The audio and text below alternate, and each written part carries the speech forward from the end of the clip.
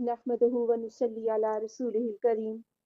اما بعد فاعوذ بالله من الشیطان الرجیم بسم اللہ الرحمن الرحیم آمن الرسول بما انزل الیہ من ربہ، ایمان لے آیا رسول صلی اللہ علیہ وآلہ وسلم ساتھ اس کے جو نازل کیا گیا اس کی طرف، اس کے رب کی طرف سے، والمؤمنون اور مومن بھی، کل آمن باللہ سب کے سب اللہ پر ایمان لے آئے، وملائکتہ اور اس کے فرشتوں پر، وکتبہ اور اس کی کتابوں پر، ورسلہ اور اس کے رسولوں پر، لا نفرق بین احد من رسلی ہم فرق نہیں کرتے درمیان کسی ایک کے اس کے رسولوں میں سے، وقالوا سمعنا واطعنا اور انہوں نے کہا ہم نے سنا اور ہم نے فرما برداری کی، غفرانک ربنا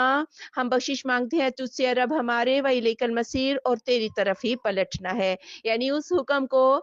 رسول اللہ صلی اللہ علیہ وآلہ وسلم نے بھی مان لیا اور سب صحابہ نے بھی مان لیا، اور جہاں پر ایمان بالغیب کے جو تقاضے تھے ان پر بھی ایمان لائے کہ اللہ پر، فرشتوں پر، کتابوں پر، رسولوں پر، ہم کسی رسول کے درمیان فرق نہیں کرتے، سب کے سب رسولوں پر ایمان لاتے ہیں۔ اور جب صحابہ نے ایسا کیا تو اللہ نے کیا کہا، لا یکلف اللہ نفسا الا وسعها، نہیں تکلیف دیتا اللہ کسی بھی جان کو مگر اس کی طاقت پر، لہا ما کسبت واسطے اس کے جو اس نے کمایا، وعلیہا ما اکتسبت اور انہی پر ہے جو انہوں نے کمایا، ربنا اے رب ہمارے، لا تؤاخذنا ان نسینا او اخطأنا ہمارا مواخذہ نہ کرنا اگر ہم بھول جائیں یا ہم خطا کر بیٹھیں، ربنا اے رب ہمارے، ولا تحمل علینا اسرا اور نہ تو بوجھ ڈالنا ہم پر وہ بوجھ، کما حملتہ علی الذین من قبلنا جیسا کہ تو نے وہ بوجھ لادا تھا ان لوگوں پر جو ہم سے پہلے تھے،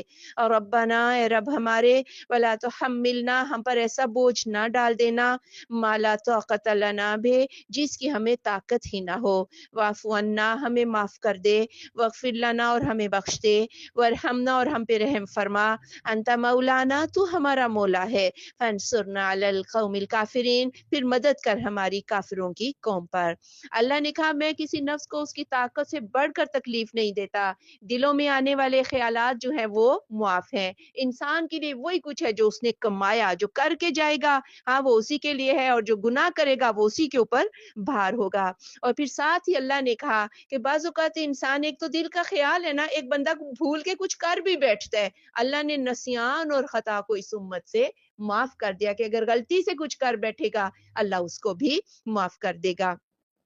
اور جو ذات معاف کرنے والی ہے وہ خود ہمیں یہ دعا سکھا رہی ہے تو اس کے قبول ہونے میں کوئی شک نہیں ہو سکتا۔ پھر ساتھ ہی کہا کہ یہ دعا بھی مانگا کرو کہ جیسے پہلے امتوں پر شریعتیں جو ہیں وہ بڑی بھاری تھیں، جیسا کہ موسیٰ علیہ السلام کی قوم میں جو بچڑا پوجنے والے تھے ان کی توبہ کیسے قبول ہوئی کہ وہ اپنے آپ کو قتل کریں تو ان کی توبہ قبول ہوگی، 100 کے پیچھے 25 روپے ان کی زکوٰۃ تھی۔ اسی طرح یہودیوں میں تو صرف قصاص کا حکم تھا، قتل کے بدلے میں قتل ہی تھا، دیت نہیں تھی۔ تو اللہ تعالیٰ سے ہم یہ دعا کرتے ہیں، صحابہ کو اللہ نے سکھائی کہ یہ دعا کرو کہ یہ دین اور شریعت جو ہے یہ تمہارے اوپر آسان ہو۔ پھر ساتھ ہی یہ کہا کہ اللہ ایسا بوجھ بھی نہ لاد دینا جس کی ہمیں طاقت ہی نہ ہو، اور اس میں ایک مثال میں یہ دیتی ہوں کہ ایک عورت جس کے 5 بچے معذور ہو، میری فیملی میں میں نے ایک عورت دیکھی ہے 5 بچے معذور، بیچاری کہیں نہیں نکل سکتی، یا اللہ ہم پہ ایسا بوجھ نہ ڈال دینا کہ جس کی ہمیں طاقت ہی نہ ہو، اپنے رستوں میں نکلنے کی ہمیں توفیق دینا، ہمیں معاف کر دے، ہمیں بخش دے، ہم پہ رحم فرما، تو ہمارا مولا ہے۔ یہ جس سورۃ البقرہ کی آخری 2 آیتیں رات کو پڑھ کر سونے کا حکم ہے، اور جو ان کو ایک دفعہ رات کو پڑھ لیتا ہے یہ اس کے لیے کافی ہو جاتی ہیں۔ سبحانک اللہم و بحمدک اشہد ان لا الہ الا انت استغفرک و اتوب الیک۔ لا إله إلا الله